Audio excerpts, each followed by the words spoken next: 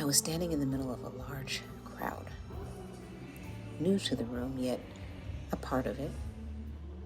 Hands were raised, voices lifted high, and as people were literally jumping up and down with excitement, I stood there in the midst of them, weeping. It was 2013. I lost my grandmother just a couple days ago. She was my best friend. We were super close, and I had been feeling so completely shattered. The music calmed down. We were asked to shake hands with others and say hi to those around us. Surely, I thought, my tears would be noticed. Surely someone would reach out to me. My hand was shook, hellos were said, and then we sat down to silence. I couldn't help it. I cried even harder.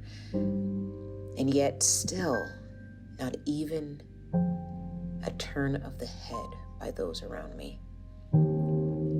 I get it to a certain extent. I was a stranger. I was unknown, nameless to their knowledge. Yet I am a person, an individual who supposedly is a sister in Christ, but I was unknown. In that moment, I had been welcomed, but I left an hour and a half later, still labeled with a name tag that read, unknown.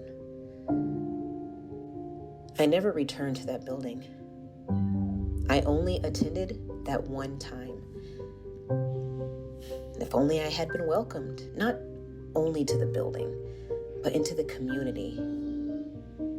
If only I had been invited into a relationship, perhaps I'd be telling a completely different story. How many more are there like me? Blank name tags, blurred faces. There was one shot. There is one opportunity. Will we ever be known?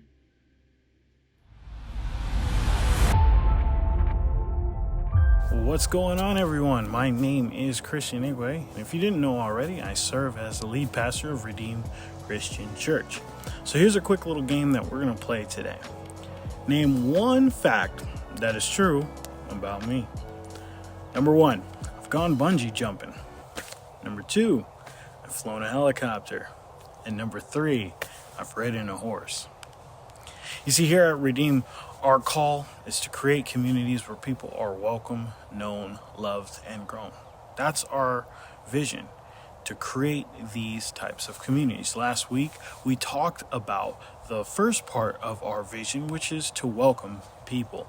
And for us, that simply means to welcome people where they are, giving everyone we come in contact with the same love that we see and we read last week in Matthew 25:40.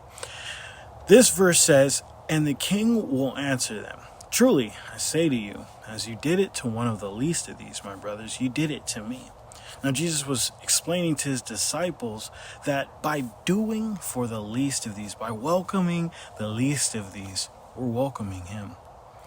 Next up in our vision is being known, knowing each other. And for us, knowing our community starts with being open with ourselves and with our community.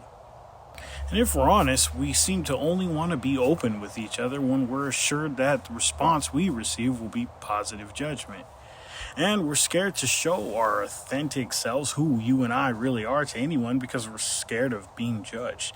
I can tell you I've experienced this myself. I'm a nerd, straight up to my core. And I remember it used to be incredibly awkward to share my love for all things in the nerddom with others. Batman, all of that. I was so scared of being judged by others, I'd hide myself.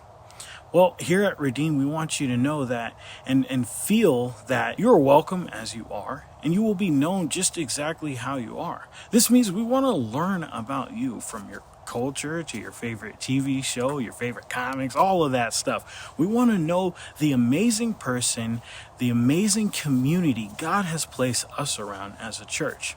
John 13:34 says this: "A new commandment I give to you, that you love one another just as I have loved you. You also are to love one another." You see, what this teaches us and what this tells us and how this motivates us is that we've been loved well by the author of love himself. You see, God knew us far before we were ever born. And as believers, as a church, we believe that we're not called to create a house full of acquaintances and people that we just see once a week, but a community that feels genuinely known. Because we know when we feel welcomed and known, it sets the stage for the next step of our vision, and that's to be loved. My prayer today is that you would feel welcome and known wherever you are. If you're listening online, if you're in person with us when we meet, I want you to feel welcomed and known.